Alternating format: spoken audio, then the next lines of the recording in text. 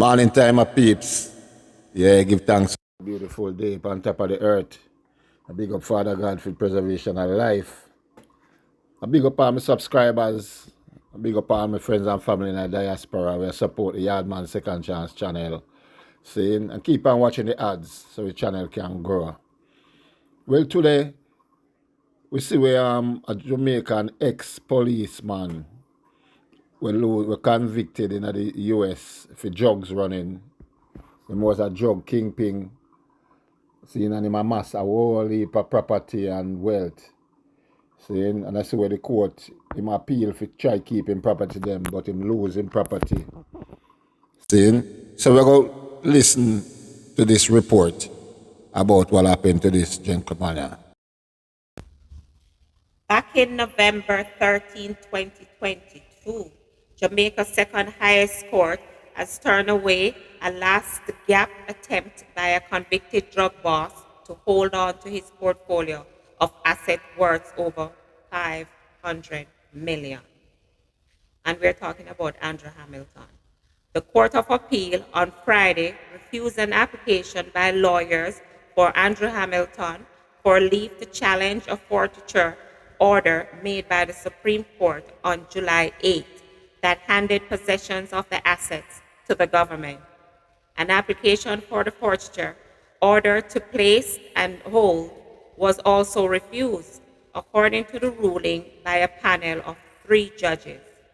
The order stripped Hamilton, his associates, and members of his family, including his elderly mother, of 14 multi-million-dollar homes, 4 motor vehicles, 4 bulldozers, a fishing vessel purchased for $19 million, and a bank account containing $19 million.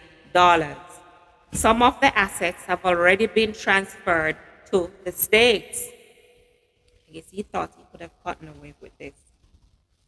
It is the largest forfeiture order obtained by the Financial Investigation FID, the agency that enforces Jamaican proceeds of crime, POCA. The legislation crafted to deprive criminals of their ill-gotten gains. The homes include a penthouse suite and 2 apartments in the gated Norbrook Ritz complex, located in the upper-class neighborhood of Norbrook, St. Andrew. 6 apartments in the gated Monte Carlo Isle complex, also in St. Andrew, and a mansion in Iron Shore, St. James. A review of court records show that 5 of the Monte Carlo Isle apartments and the lots for 2 of the Norbrook units were acquired over a 7-day period, ending on June 25, 2008, for a total of $61 million and US $300,000. The others were acquired 2 days apart in March that same year. Calls to Ian Wilkinson, his attorney, who represented Hamilton and some of his relatives, went unanswered on Friday. But according to a court transcript of the appeal hearing, Wilkinson argued that the judge who granted the forfeiture order failed to properly consider the fact that some of the properties were not recoverable because they were acquired before May 30, 2007, and therefore would not be affected by the POCA. Oh, please. The POCA, which governs forfeiture orders, took effect on May 30, 2007. The attorney submitted to that other persons who are not parties to the court actions are affected, but have not been given an opportunity to be heard, dismissed by the appeal. Both arguments were, however, dismissed by the appeal of 3 appeal court judges who noted that no such party is before the court and invoked Section 55, subsection 3 of the POCA Act for the purpose of deciding whether or not property was recoverable at any time, including any time before the appointment date. It shall be deemed that this part 4, dealing with the civil recovery of property, was a force at that and other relevant time. The subsection reads, none of the other processed grounds of appeal raised any real prospect of success. Accordingly, the application for leave to appeal must be refused. Hamilton, a former Jamaican cop and postal worker who is believed to have amassed a 1 billion asset portfolio comprised more than 2 dozen luxury homes and cars, pleaded guilty in 2012 to money laundering and conspiracy to dealing in ganja in California in the United States. He was sentenced in February 2014 to 4 years in prison, records shows. Following the conviction, the U.S. Drug Enforcement Agency requested that Jamaican authorities conducted a civil investigation into Hamilton's assets here, and that's when the FID discovered the drug dealer's staggering wealth. See? A lot of them are in Jamaica, pretending to be real estate owners who are involved in drugs. Hamilton and members of his family were arrested by the Jamaican police in December 2016 on money laundering charges, along with attorney Dawn Satterthwaite, who is accused of fronting the real estate purchases.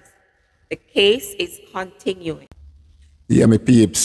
So it's so much property the brother have. 14 multi-million dollar mansion. Plus other asset, fishing boat, all kind of thing the man have. See? I say he was a postal worker and ex-police officer.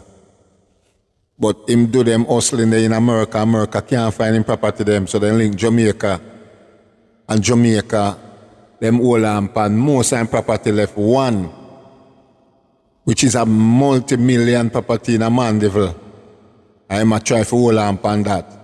So we're going to hear the rest of the news will continue. Because I lose all of them 14 property there. So this one now where we hold on pan.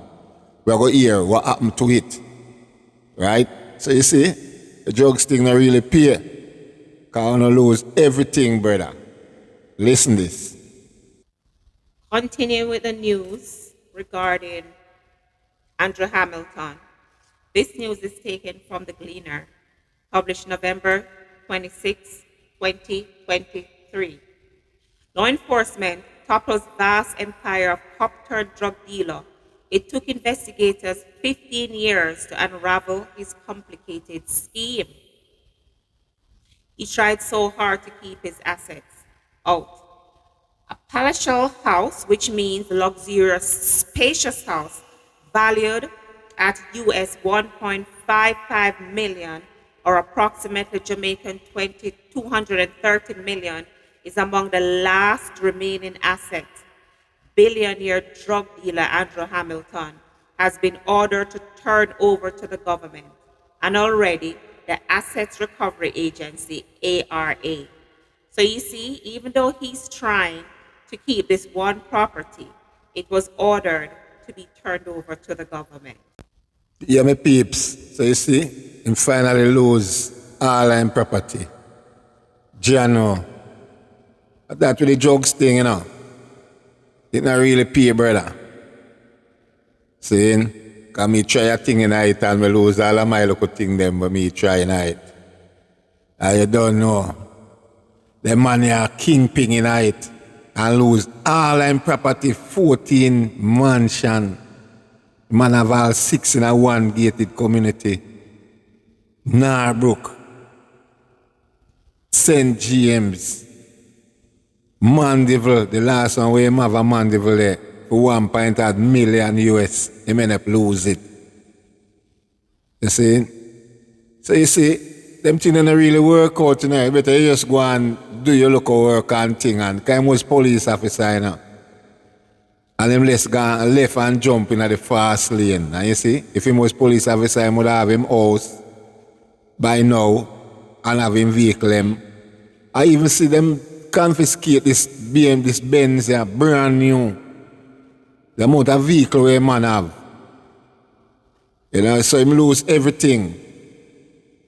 I saw it go, brother, and you still do your time. So when you come out, a zero you there. And jokes now go on with nothing again, so I don't know what will go on with you. Well, this is the Yardman Second Chance show. So keep on subscribing to my channel. See? And we're out.